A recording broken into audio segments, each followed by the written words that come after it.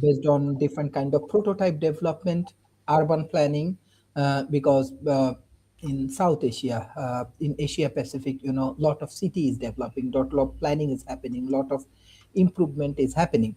So everywhere, many time I also introduce different kind of big corporations and media for collaborations with the Sport TV. So as a team, we are getting very positive result because of these politicians, these diplomat, these corporation, these NGOs, universities, everybody joining in our ecosystem. So that's why we go for a conference, definitely scientific conference. Recently, we do conference with French, like this innovative academic research publishers. Also, I mentioned uh, this ACI, definitely it's based in USA, and this World Talent Economic Forum symposium based on climate innovations. And I mentioned that is the future. That is the future of economy. I write a book on Silk Route 3.0, and the 600 million peoples, and they have very good demographic, like around 60% population youth, those who are under 30 years old. So this is a very good market, and this is demanding. Improvement is happening. So these are the places we heavily focus. Definitely, you have a lot of audience from this community, from the South Asia, and from this Himalaya, Go- Gonga, Podda, and Bay of Bengal region. And Pod TV can create a branding and engage with this community. And I want to invite you all through your media, because today is a media show, through your media in our communities. And I believe that especially there is one specific proposal what we are doing with IIT Madras, Australia. It's called Skittree. We are actually converting our the symposium, conference, and all other things as a classroom material, and through this process we can easily get involved with these 100 million peoples, especially those who are youth. So this kind of intellectual activities and projects, I think Pod TV can work with us. Pod TV can contribute with us. You can visit our country. We have good culture, good food, Good good food. weather, lot of lot of people, and I am sure Kimberly, Nick Palveda, and Sasha, everybody enjoy. And here is the future. That's what I'm sure. Here is the future of this economy. Asia, future of economy. You can contribute, and I want to welcome you all. And there are a lot of fans, those who really like Nick, Kimberly, Honorable David Walkers. They like it. And if you see, even not only Bangladesh, even Pakistan. Pakistan school started their class like this, like the Rehan school. They're all of the students go for podcast. They said, through podcast, we go for global network.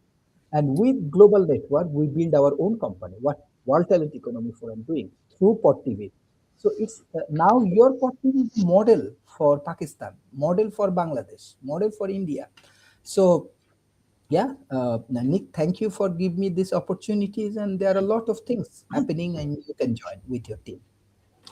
Well, Okay, and media is we everywhere. also So. have Sasha Starr has joined Thank us you. from, and he actually runs three shows, which we're going to show up here in just a minute. Sasha, so what are the plans that you have in 2026? You have Ukraine, Russia, chess stars, and modern investing. What's your plans for 2026? Well, let's start with chess stars. Chess is a several thousand years old game. It will be around for much, much longer than we can all think about. And there will be always news that deserve a weekly program to concentrate on some of the news. And there are all so many tournaments, especially online, that you can watch almost 24 hours a day. It's never been done before. It's a new age in chess. So I'm very grateful to my colleagues who are sharing this program with us, and I think it will stay. With Ukrainian show, I think that it will stay, or I hope it will stay as long as the war is still there. Um, I don't believe in any peace deals, short term, long term, or any term. The Ukraine must defeat Russia on the front line. There must defeat them, get them all out of Ukrainian territory to the borders of 1991. And the recipe is very simple: killing every month 50,000 Russians. If Ukrainians can sustain that rate of damage to Russian army, Ukraine will take over. And it's happening right now as we speak. Now, speaking about economic shows, I'm afraid that while Trump is at power, the economy of US will go down big time, and stock market just as well. So you already see a little bit of happening last month, last Friday, a little bit of today. So that's what's going to happen more and more. And now even Magnificent Seven companies are not immune to this malaise that what's happening in US. So I'm getting myself personally, I'm getting very, very selective what I do. I definitely diminished all my positions. I still have high paying dividend stocks. So that keeps me still making money even in this market. But rather than that, I'm not very optimistic. So we'll continue with the shows, and we'll elaborate on what's happening. But there is very little that we can do to help the market or US economy. Yeah, Kim, we had some movement on timeshare solutions or surrender. Can you tell us what's going on there? Apparently, there's been some communication that you've had with the senators in the United States, Congress people, regarding suicides that actually took place from people that took timeshare. And now they're looking to create a federal bill to stop some of the timeshare abuses. I don't know that you're going to stop the scams or creating victims, but what it's going to do is establish some stepping stones that we need to prevent the scams. But again, you have to have honest people working at the establishments, and you have to have a means to enforce the bill. And so far that I have read it, there's no means to enforce, right? So it says you can't do this, but it doesn't say what will happen if you do. But I do believe that when you put the stepping stones in place to help prevent a crime, you're heading in the right direction. It will help timeshare solutions and other people who are advocates for victims, and and give them a little bit of leeway to negotiate settlements. But again, it's just a stepping stone. We do have two senators, Schiff and Senator Curtis from Utah. And I think Curtis was the one who championed the bill. He's in your neck of the woods, Nick. And we would love an opportunity to sit down and speak with him. He has been communicating directly with Irene, which is what should be happening. Irene has stepped up the plate to, generate a huge group of people to advocate and help stand and support this, because without people supporting it, like you and I learned, even when we sat down with Tom Tillis, a lot of bills go to sleep because there's not enough people reminding that senator how important that bill is, not just to him, but to the people. So you have to have a lot of people advocating, continuously pushing and notifying their senators this is what they want. I think it's going to save people a lot of money. It's going to, cut back on the court's time being wasted, because really, in all honesty, if there were a few laws in place to make things a little bit better in this scenario, and you just have to watch the show to hear the stories of all the scams. But I think that this would lessen the burden on the courts and, open up space for more, heavy criminal. Do I think it's a crime what timeshares are being allowed to do? Yes, I do. But it's unethical, and unethical isn't always a crime. So we should talk about what they do, which is maybe you're on vacation. You get invited to come to a timeshare presentation. and there's a nice, like you might get a free night in a hotel, you might get a nice dinner for two. There's a nice reward for doing this. And then you come and you spend 3 hours getting an increasingly hard sell on buying the timeshare. They might be giving you drinks. So you might be kind of shit-faced by the end of the 3 hours, and they and it's like buying a car where they keep hitting you with new people, and you try to negotiate, and they're like, well, I don't know if they dazzle you, they BS you, and they push you into signing this deal, and then when you sober up and realize what you've done, you can't get out of it. Well, by the way, they do that in The period is too short, and it begins at the moment of signing a contract, but it's a complete misrepresentation of oil representation, a bait and switch, so to speak. What they sell you and pitch to you, and maybe even put on your phone as an app and show you this is what you get, is not the contract you sign. But they will say, but you signed the contract and you said you understood it. But people come back and go, but that's not what I was told in a 3-hour meeting, that you totally dehydrated me and starved me and had me mentally deranged before I signed it. And like you said, maybe some are drunk. I've heard people do recordings. We've heard recordings where people were drunk. They even said, we've had too much to drink. We don't want to engage in this. And it was push, push, push until they signed. So, yeah. Also, You're in our parents' generation, in the 70s and 80s, timeshares could be a decent value.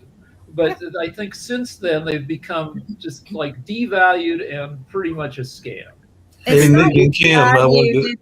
it's you can't really ever use them for, like, if they're selling you points, the points never are enough. You always have to buy more. If they're selling you property, the HOA fees cost more. You know, some people are paying close to $400,000 in HOA fees for 1 week use. I mean, that's ridiculous. But some people my age have fond memories of going on timeshare vacations with their parents when it was a decent value in like 1985. And then they try to step into that world and get their asses handed to them.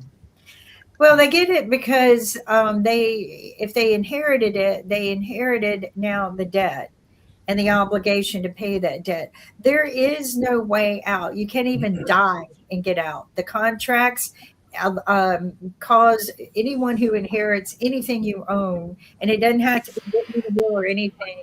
It's written in that contract that your family or whoever inherits this debt. They inherit a debt they can't get out of unless they notify the courts a few weeks after you died that they don't want it. And quite honestly, most people don't realize what the contract is. The people who are inheriting it or the children, they've never read the contract like you. They just went and enjoyed the time. So they have no idea what they're getting. They have no idea the obligation.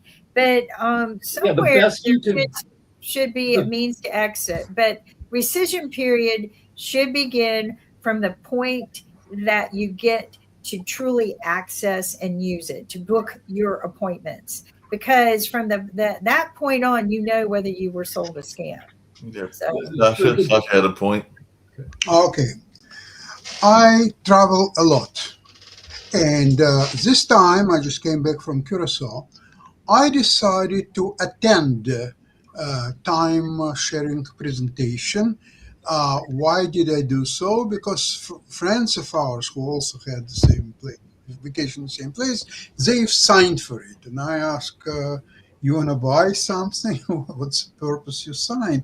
They said, well, we saw where we are traveling. They're going all the way through Willemstad, so we will see the city. And then we will see another hotel and casino. And then we will go there, and there will be a lunch, and then they will drive us back. So why not? Yeah, it's 3 hours waste of time. But however, the taxis in Curacao are extremely expensive. So you're going there free of charge. You have food and so on. Okay, so at the end of the day, you'll say that you need to go to hospital ASAP, and you will finish this stupid presentation. That's what we did, and that's exactly we played it as planned. Or so. But let me ask you a question, though. The person who provided us with the tour of the property, explaining, doesn't matter that we didn't need her explanation, but she did the best job possible. She showed the bungalows and she showed the luxury suites and this, and explained everything and so on. Tell me, in truth, this person who spent, say, 2 hours with us, should that person get paid? Obviously, they're not going to get paid by us, never. But they will be paid by the company, where the company derives the income which would allow to pay to these presenters. And we were not the only couples who had this presentation. There were a lot, actually. Maybe some of them signed. So let's look at the business itself. Yes, there are some problems later on, as I'm aware of from what I heard. But the basics, you have to look at the basics. So you want to say that we don't care, this person, they don't deserve to be paid. Okay, I don't care whether they get paid and how much and when and so on. Not really. I mean, we live in a real world, and everything is based on money, money, money, money. And who will provide that money, money, money? People sign. So people who sign, people who are, okay, I'm looking for a synonym of the word stupid. There must be something softer than that. Maybe Weekend. naive. Okay, naive probably is the right word. No, not even naive. Weakened. Then what? So weakened. They're just weakened and worn down, and many people are just eager to get on their vacation, and they hear a lot of positive, and why not continue this great experience you just have? So they're kind of weakened. They're not stupid, because quite honestly, there have been judges, Kim, prosecutors, and I don't think that's what Aren't I'm there just talking about. I'm stupid just talking about judges? New York. You want to tell me? Aren't there Okay, any but I stupid will tell judges? you how they're paid. Okay, and I hear this all the time when people come to these events, and maybe they gave you a free 3-day weekend or a huge reduction, or go to see a play or something. But they are paid through the HOA fees. That money comes back into the organization. Those HOA fees go up and up and up. There's also another fee called ARDA, which should be a optional fee that you click to say, I will pay it, but it is not. And on mine, now they say it's not supposed to be but once a year, but on mine, it was on every one of my bills every month, $7 a month. So if they're getting $7 a month from every person going straight into this organization, but who actually is selling to you, those people actually make a lot of money on sales. They make a lot. They sell, and it's not just the new sellers. They do upgrades, or somebody comes in and goes, I'm not really happy with this. I thought I bought this, and we spoke to someone who even admitted, I was wrong because I should have read the contract better. But because I'm the kind of person who takes accountability, what can I do to make this what I wanted? So they upsold him again. So he bought the upsell. This time he read the contract a little bit better. But then, 6 months later, he realized it wasn't what he wanted. And he came back and he said, how do I fix this? I'm going to take accountability. And they upsold that poor gentleman 3 times, if not 4. And he kept paying more, to the point that he was probably paying about $250,000 for a 1-week vacation. I know, Nick. I know. And I mean, I'm sitting there going, this guy takes accountability for everything he did, but he didn't take into account that they completely misrepresented the oil representation and closing of the sale. So, yeah. One guy was trying to sell me the presentation. I was in Jamaica many years ago. So, and I was playing with my friend backgammon. So he was saying, oh, come on, you'll have a good time. I'll give you some smoke. I'll give you everything and so on. I say, you know what? play backgammon. If you win, I will go to your presentation. If not, then just go. Go away. Oh, I beat him. He's a complete loser. But tell me, I just don't understand. Kim, is all this I don't watch these programs, the timeshare. But has anybody was successful to recover at least some of the money? Yeah, actually, What's yes. the mechanism? How they were doing? How Yeah, they were doing? so there are exit companies, but they're a bigger scam. But yeah, I did. It was hard due diligence. I got scammed when I was in the grieving period of my husband.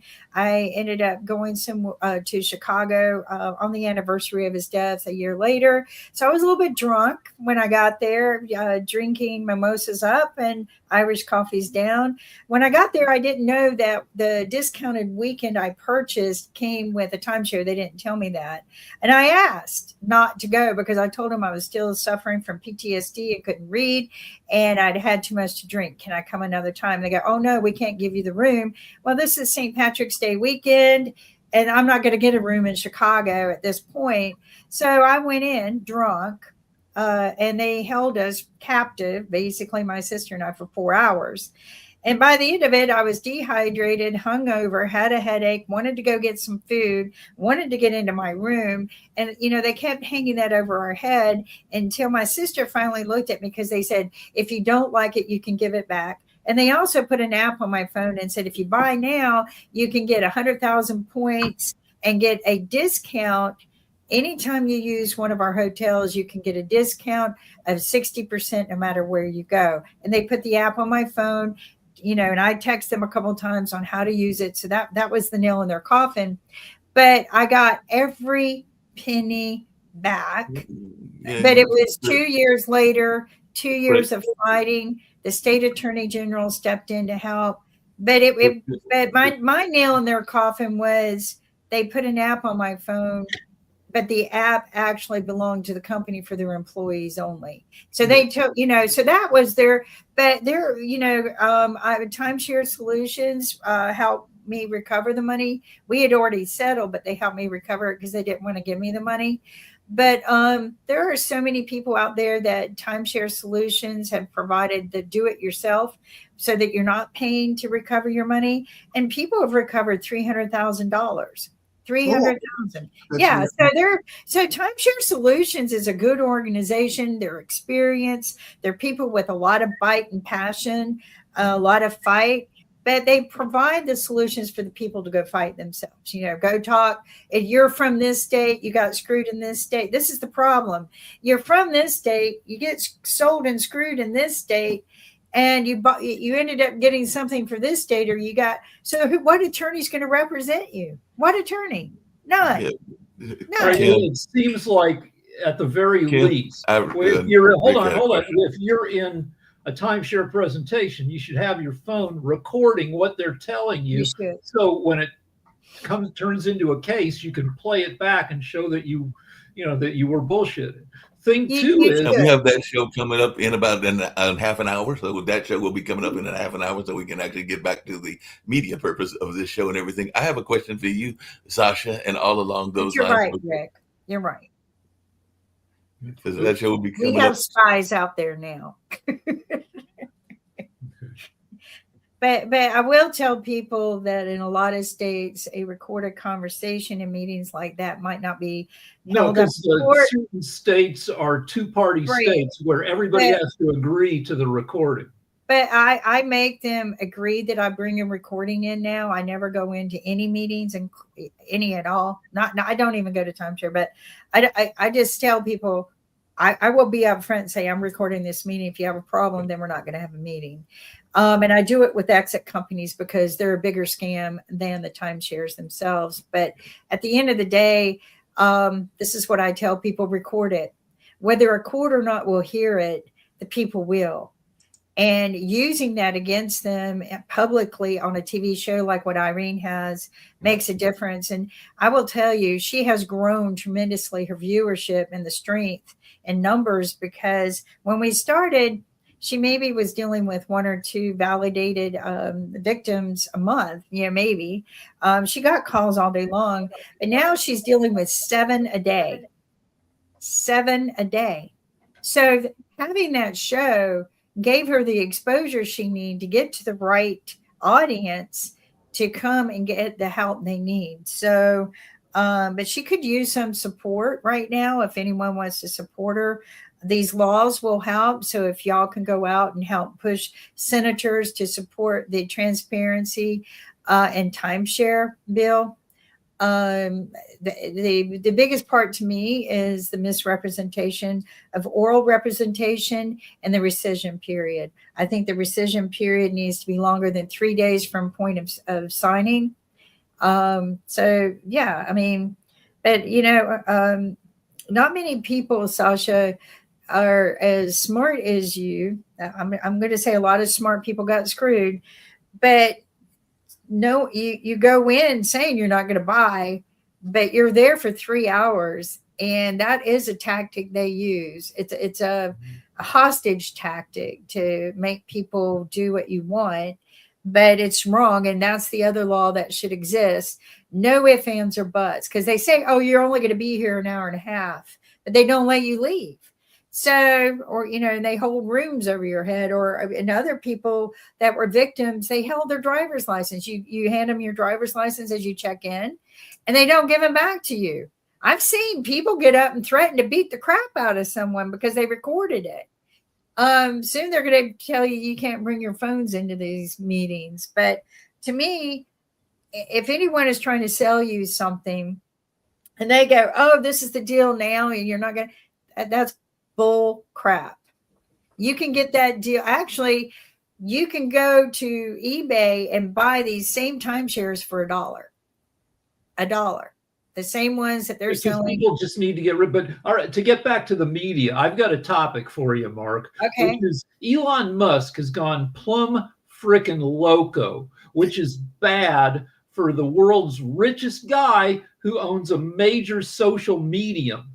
He has gone full white nationalist, racist, psycho. If you're on Twitter and you're seeing all of his tweets, every tweet is like here's a black person who did something horrible. It's never a white person. It's always black crime. It's always. Well, look where he comes from. Look where his dad was a literal Nazi. Yeah, no, it's bad. Also, Rick, one more thing. He has pornified Grok. Grok is his AI, and according to this article, in order to win the AI wars, he has let Grok generate porn. Rick, quick question: is this your first time on the internet?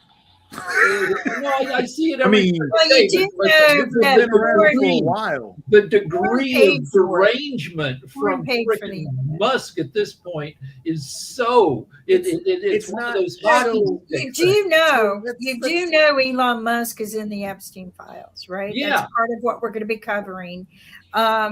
Big, bold, and beautiful. He is the only one whose lawyer was able to have any of his responses replying to interrogatories. They were sealed, and if it weren't for a good clerk of court who keyed in every name of every person in the spreadsheet itself of a court record, like, you can't delete that. That's there. You can make the court records blow up and disappear, which I'm sure that'll be next for Trump. But there he is in 2023. He's being subpoenaed, and he's dodging the subpoena like a dog, like he is dodging it. And I think in the court records, I recall reading, because I read so much, that they finally asked the judge, can we serve his attorneys? And then finally there was a reply sent back, but it was 100% sealed. 100% sealed. That's weird. Sasha? He's weird. He's sick. Okay, you have to realize that not only Elon Musk, people like Peter Thiel, Trump himself, all close people to Trump. Oh, by the way, Mr. Putin is there several times. So essentially, Les Wexner. founder of Victoria's Secrets. Yeah, oh yeah, but this is too Big many time, people. big time. Too many people. And what's very important is to understand that Trump, with the help of a technocratia people such as Musk, Peter Thiel, and many others, they've created a new order in United States. No more democracy. The election is defeated and will be defeated every time unless American people will start doing something drastic about the election. It will be won by the same party. So even if it's not Trump, so it's what's his name, G.D. Vance or some other idiot, and there's no there's no stoppage to it. In the meantime, as I said before, America is becoming second-rated power, losing all its soft power. The Europeans are getting more and more discouraged with the Trump and his policies, and not only that, I think in Asia and other countries, many other countries, the same situation. Canada, you know, was a story. Canada is refusing to buy anything made in America, including F-35 fighters. So they're getting it elsewhere, Sweden or so. And Canada is not alone. Many European countries are doing the same thing. So this is not a recipe for a prosperous America and its economy. It's not. It's a recipe for disaster. And it's There's coming. only one way to stop this, and that is to impeach him. And the only way to do that is to prove that he has violated tremendously, and that they have enough evidence.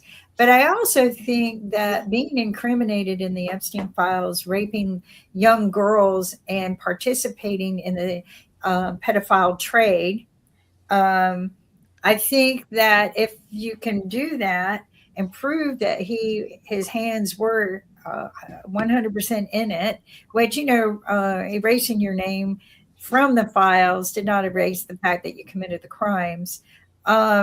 I believe that would be one way but we have to impeach him. And then when you impeach him, you can impeach his staff. And one of the things that annoys me more than anything is to watch the Congress hearings of Noam and Peter, all of them, and they never answer. Never answer. But They if you impeach argue Trump, everyone. Yes. if you impeach Trump, you end up with J.D. Vance. No, you don't. When you impeach them, a full impeachment. It's not even called a full impeachment. An impeachment dissolves the whole administration. So J.D. Vance won't be next in line. So just to point out, when I made the actual joke about, the first time, the reason I made that joke is because, one, this has been around for a very long time. Trump didn't start this. Trump didn't start the racism and so on and so forth. What he did is he gave a permission to be openly anti-Semitic, racist, whatever. He gave that permission to it because that's who his base was. Elon, we've known his history and know where he came from. Trump, we've known his history and how his father was pretty much part of the Klan or close to it. He was extremely racist. So we know these things. We know that. But now they've given a permission slip. They fought to release the Tate brothers. You know what the Tate brothers have done? Yeah. Just egregious things. So you have now Megyn Kelly going out there, Nick Fuentes, who's also a big speaker for the right wing, who's a big anti-Semitic racist individual. They have a platform. They have a big platform. They have a backing from his base that he's cultivated, which is also Elon Musk's base. Elon Musk has a following in that whole demographic as well. But it gets back to, since Trump has given that permission slip, we've seen what the young Republicans have in their hidden messages. They can make these jokes. They can say these things. It's all free game. And it's not okay for us to. But now you have, to get back to it, Megyn Kelly, who has a following, trying to justify, it wasn't child sex trafficking.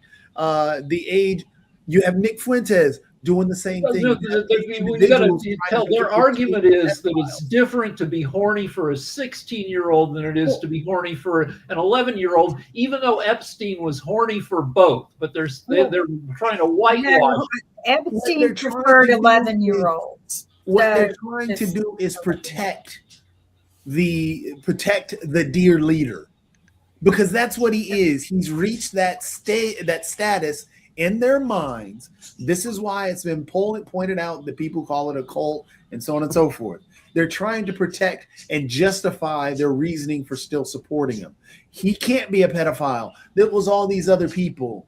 Oh, well, so what, he dealt with children of this age. Well, technically in this state, when you give these technicalities and everything, trying to, brush it off as if it's, oh, well, it's this guy. Let me get a whataboutism and give a straw man argument around here because I want to deflect. That's all it is. They're trying to justify their support by saying everybody's doing it, so it's okay. The headline right now on Drudge is that Russia, so Epstein started off as a high school math teacher without even a college degree. How did he turn into a billionaire? This headline suggests that Russia was bankrolling him. If he's going to be running a pedophilia ring, Russia loves that because they can get compromising material on all these rich, powerful people for leverage later on. Well, it's a debatable too about whether Russia bankrolled him, but he was a genius in many ways and knew how to position himself. And ironically, he had some charm behind him. But when he worked at the private school of Dalton, he positioned himself to be mentoring some of the richest kids there, whose parents were head of Bear Stearns. And so from that school, he went and started working at Bear Stearns. And then from there, they said that he climbed the ladder really fast. Like, he had nothing else to do because he was just himself. And so he just climbed the ladder faster and faster, made great contacts, great friends. But Les Wexner became his first biggest, tightest client that pretty much funded his business for the pedophile. He gave him the mansion that he worked out of, which was Les's biggest mansion. He gave Epstein and Trump pretty much a calling card because Epstein had full power of attorney over Les's businesses, all of them, and his personal life. And so anyone who saw Epstein or Trump and saw them in Les's mansion, and they would say, yeah, we're with Victoria's Secrets. And, they had the teen line. Parents were like, oh, that's credibility. My girls can go with them. So that was the biggest. That's how he built it. Let's bottom line it and make it simple about what he really was. The man was the banker. He was a banker for a bunch of people. He ran their money. He bought an island. He was into kids. He found other people that were into these things as well. Billionaire Exactly. He gave pedophile them the country freedom club. to do whatever they wanted to figure out their sexual fantasies, as well as, hey, we can make you a lot of money. Who's the biggest transactional person that we talk about right now? Donald Trump. Who's all in those Epstein files? Donald Trump. I'm going to have to go. Who was his biggest partner in all of this? Donald Trump.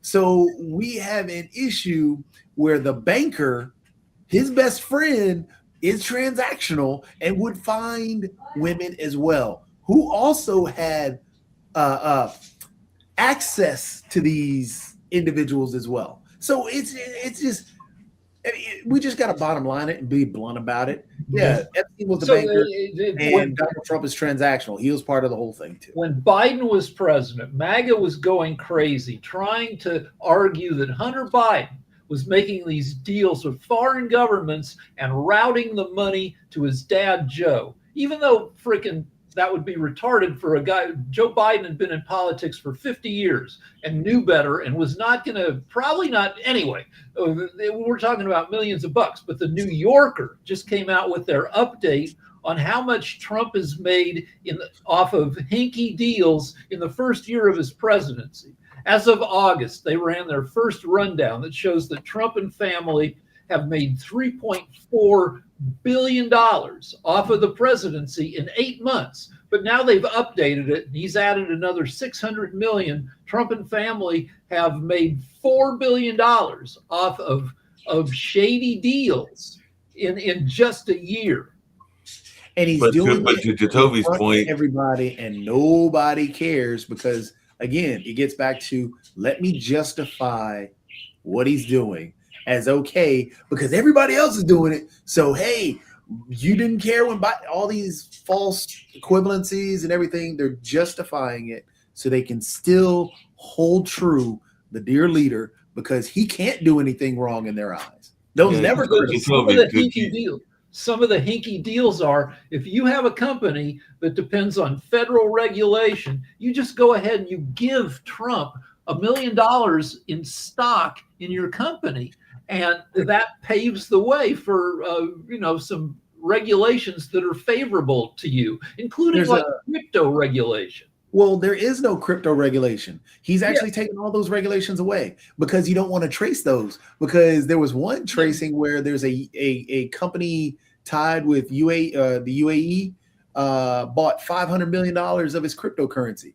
Right. I mean, the reason there's no crypto regulation, Trump used to be in favor of crypto regulation. That was before he and his kids owned 6 different crypto companies. Yeah, they own 6 different crypto companies. But along those same lines, if I'm hearing you correctly, and if I'm hearing everybody correctly, and all along those lines, and I think that this has been stated, he literally could go out. I mean, there's been accusations of other presidents that have done this and everything like this, and murder somebody. His base wouldn't care, if I'm hearing Jacoby correctly, and everything like that, because they are of the opinion that he can do no wrong. And we all know that murder is supposedly wrong unless it's in a war situation or some other justifiable situations. But you could literally murder somebody just in cold blood and would not be blamed. Here's the argument that comes up with what's going on with the different things of Trump. If he cured cancer, you wouldn't like him. The man cut cancer funds, continually cuts child cancer funds. He literally and this is the reason why his business, his nonprofit isn't up in New York. He stole money from a cancer patient. So, I mean, the dude can literally do whatever, and people will justify. Those who buy into him, buy into the myth that he's this great businessman, which he's not. They buy into the myth. They're going to justify whatever he does, regardless what. He with E. Jean Carroll, he raped E. Jean Carroll. Oh well, it wasn't really rape. Yes, it is. By all accounts, even the judge said that you can call it rape. All these things he's done. But he definitely continues to do that and everything like that. Sasha, the point I was going to get to you, and by the way, I was going to tell Kim and Nick when they were here, but they're gone. Everybody on the network today, because I have had my Roku on and everything looks like that. Y'all all look great on TV because I've had the TV on in the background and everything like that. So just wanted to let you know, y'all all look great on the Roku set for those that are watching it, because I've had that on in the background and have turned around and checked it out a couple of times, even though I've got it on mute because I don't want to get feedback and everything like that. But Sasha, there was you do the Modern Investment Show. There's a couple of other shows that we have because they were talking about new shows. By the way, one of them just was dealing with breast cancer, and it's called The Butterfly Room, and that's with Toya. I believe her last name is Gleason or something like that. If I'm remembering, it's about bettering yourself and all along those lines, and that's every Friday at 8 p.m. And we're also looking at doing an Asian show. So those Asian, as in like getting older. Those are some of the newest shows, and the Butterfly spinoff, just like you've had some spinoffs as well, Sasha. But of a commodity that I have not heard you talk about. I was listening to some financial, and they were talking about gold and they were talking about silver. And I've heard you talk about gold and silver, but they also mentioned platinum. Is platinum something that people should be looking at as an investment and all along those lines? Because they were talking about the things that were up in stock, and they were saying that gold was up, and apparently platinum is up as well. And usually when people think of platinum, they think of platinum records, but they meant the actual metal and everything like that. So what is your thoughts as somebody that is in the modern investment on platinum? I think platinum is quite solid investment. It's not as popular and liquid as gold or silver. At the same time, it's not as volatile as gold and silver. So that's alternative. I wouldn't go into platinum simply because it's not just as liquid, and therefore your prospects are not as viable, I think, as in gold and silver. I would like to mention something about the Trump, that people are trying to put value on what he's doing for American people, and whether it works or it doesn't work. I'm surprised how naive the people are, is that they put in the president's chair somebody with several bankruptcies, a horrible business record, the rapist and the convicted felon, expecting him to deliver goods to American people. Here is what I've done for you. Your wages are growing, your economy is growing, and all this stuff. It doesn't work. Please, you're not born yesterday. How you don't understand that you're dealing with the extremely dangerous criminal? That's what he is. So okay. So earlier we were talking about timeshare scams. I think, can you talk about, like, if a gold company and a silver company is advertising in the newspaper and on Fox News, that seems like that you should buy these coins. That seems like a terrible way to invest in gold and silver, right? You're going to overpay.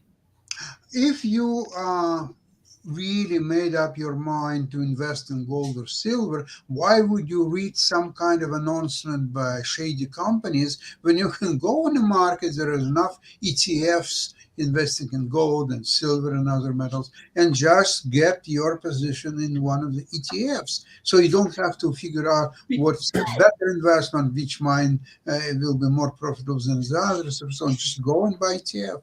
Because you don't know what you're doing, because you watch Fox News, you're underinformed, that they scare you into saying you need to own gold, and then when you pass away, your kids find out you've been spending thousands of dollars on these coins that aren't worth much. I think that happens to thousands of families where the old, the person who doesn't know what they're doing. My grandpa went crazy for coins, and some of the coins he bought, he was a smart guy, but maybe not some of the coins turned out to be extremely valuable, like Morgan silver dollars uncirculated. Other coins were these Franklin Mint things that are worth like nothing. Well, exactly. This is almost similar to what buying time sharing. See, the problem is that all proposition of buying timeshare is a losing proposition, whether you are buying from a reputable company or not so reputable company, whether you're buying in the United States or in Caribbean islands, or it doesn't matter. It's a flawed proposition for intellectually lazy people, that they think, oh, look at how smart they are. Oh, here's a timesharing. I'm going to own this and that for not so much money or so on. This is same thing when you're listening to advertisements to buy some coins or so on. Who is paying for these advertisements? The companies that are selling these coins, or they're making enough money from the suckers who are born every minute, as we know, and so they continue to be able to pay for more and more advertising, bring in more suckers. And I'm not saying that everybody who will buy these coins will lose money. A majority probably will. And because there is a markup on this, why don't you buy a gold through ETF? You don't own physical gold and you don't need it. You don't worry about where to store this gold and paying for storage charges. You don't need all this garbage. You just buy ETF. As soon as the gold moves a little bit higher, the ETF moves higher. If it moves lower, the ETF will move lower. You're in a level playing field. There is no scams. At least that I know. There are also ETFs where you can make even stronger bets. You can buy like a double gold ETF. If gold goes up 1%, this ETF goes up 2%. Yeah. I made some money a few years ago on a triple negative ETF, where if gold went down 1%, I made 3%. If you Yeah. like gambling this way, Well, speaking of gambling, and we only got a few more minutes to go, and we've talked about it on this network before in the early days of the network, but there are a lot of people that it kind of comes down to that notion that Nick and sometimes Kim talk about of the 1% that are successful, but there are a lot of people that are making money off of various multi-level marketing schemes. I mean, basically, let's admit it, that's what Mary Kay and Amway are and everything like that. But there's only a select few that actually make enough money to get the pink Cadillac, if you want to talk about Mary Kay, or if you want to talk about prepaid and everything like that. So what is our thoughts about that? Because there are a lot of people that are trying to figure out a way to make a lot of quick money. So they are trying to get involved in a number of these things. And I could go down the list. Crypto, you're talking, the basic structure is all Ponzi scheme, where you get in early, you pump up the value by talking up a product, and then you get out and leave the suckers holding the losses. And this works for a lot of people. There's a company just south of us called Herbalife that has been doing this stuff for 30, 40 years. People keep trying to take down the company, but it survives. People try to short it. They invest in the idea that the company is a house of cards and it will tumble. But no, so and aren't some of these companies on the stock market? Because I think Mary Kay is actually on the stock market exchange and everything like that. So I think Mary Kay has actually gotten big enough to be on the stock market, and I think Amway is on the stock market. But Sasha, you know that. Herbalife is on the stock market too. But you see, Herbalife, I'm not so much familiar with what they're doing, except that they are generating cash flow. They are actually selling the right way or the wrong way, or maybe they are breaking some laws here and there, but they are actually pushing the product and collecting the money. So money is going on a chain and eventually reaches headquarters. So there's a show on HBO called Industry, and this season they're talking about all this scam where you short a company that you think is doing fraudulent stuff. It's a very perverted show. If you like people doing kinky stuff and also learning a little bit about the stock market, it's a show for you. Is it as good as the Mormon show, which is supposed to be about Mormon real estate? Because I think there's the Mormon show. Nobody gets pegged on the Mormon show. But you know the show I'm talking about, the one where they're all like real estate agents, or some of them are real estate agents. And I would suggest that OnlyFans is a semi-Ponzi scheme. OnlyFans now has 3.3 million models on it. And most people don't make much money for showing their butt cracks. But the pyramid of people showing their boobs and butts builds up to a few very hardworking, very smart, very attractive pornfluencers who stand atop this mountain to make $100,000 a year from porn subscribers.